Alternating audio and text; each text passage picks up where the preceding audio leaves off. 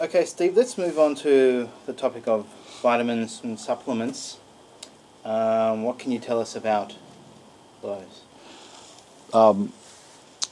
The quality of supplements is really the decisive thing. Many supplements are synthetic. In fact, most vitamin supplements are basically synthetic, and very few of them are made with natural materials that are like food, real substances, because it's very expensive.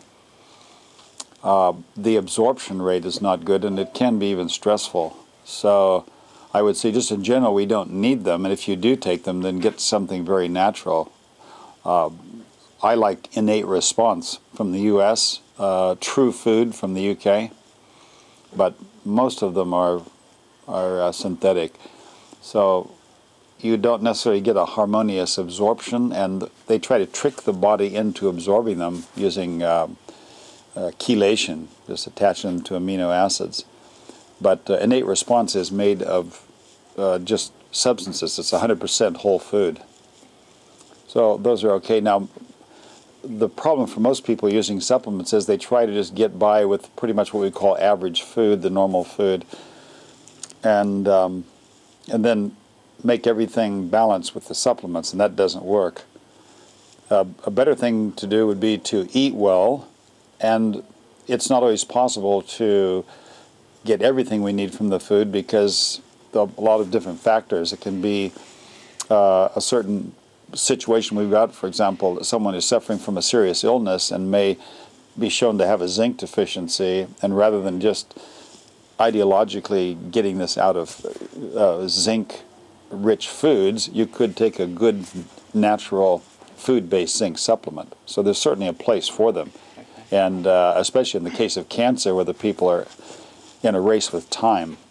So they are good when used properly, but there's too much emphasis on them, and we should really see the food as the basis, and the supplements are things that just complement it.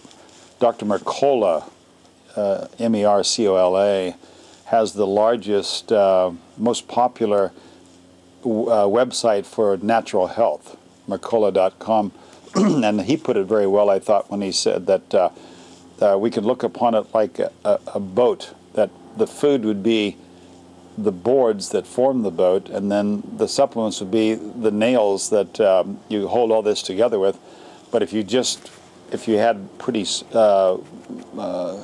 rotten boards, even the best nails wouldn't keep the boat afloat. So that's basically the way it is. The food is really the basis, but supplements do have their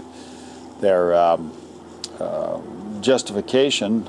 And then there are some things that are somewhere in between, like cod liver oil is very healthy, but some people would think of it as a supplement almost, because you're just taking this concentrated oil pressed out of fish livers.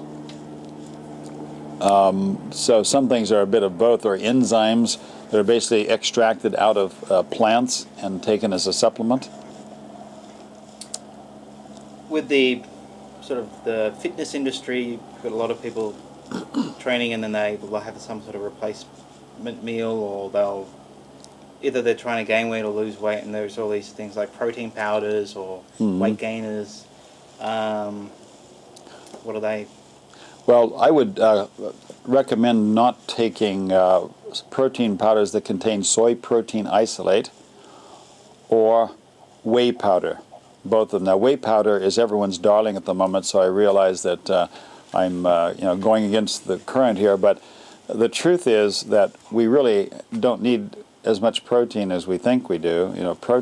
Animal-based protein is very acid-forming. And if we do feel we need more because of a weight training or bodybuilding regimen, then eating organic eggs would be much wiser, because the egg protein is easy to absorb. If people do want to take powders, there are alternatives like pea powder and rice protein, like pea protein powder and rice protein powder, which are plant-based. And if we complemented that with the eggs, I think we would do a lot better.